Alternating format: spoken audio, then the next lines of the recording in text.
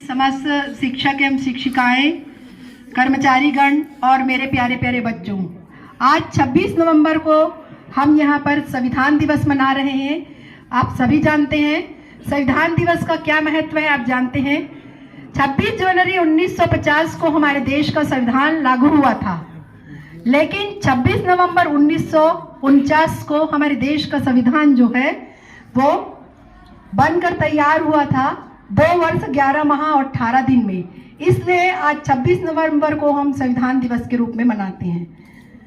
मैं आपको बता दूं कि बाबा साहेब अम्बेडकर की 125वीं जयंती पर, वर्षगांठ पर जो है उसके पास भारत सरकार के द्वारा निर्णय लिया गया संविधान दिवस मनाने का, और प्रतिवर्ष हम तब से संविधान दिवस 26 नवंबर को मनाते आ रहे हैं।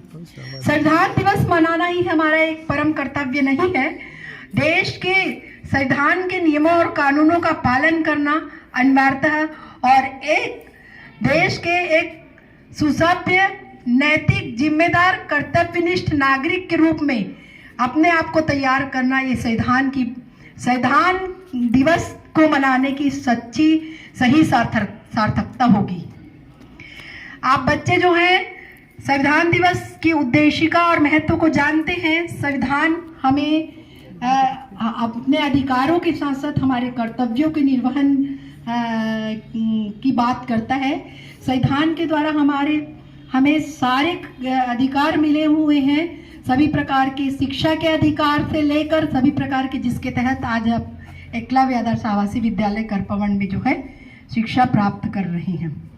समानता का अधिकार, शिक्षा का अधिकार, सारे अधिकार जो हैं, बंदी प्रत्यक्षीकरण, उत्प्रेषण, लेख, दुनिया की चीजें हैं, सारे अधिकार हैं, कई प्रकार के अधिकार हैं, वो तो है ही हैं।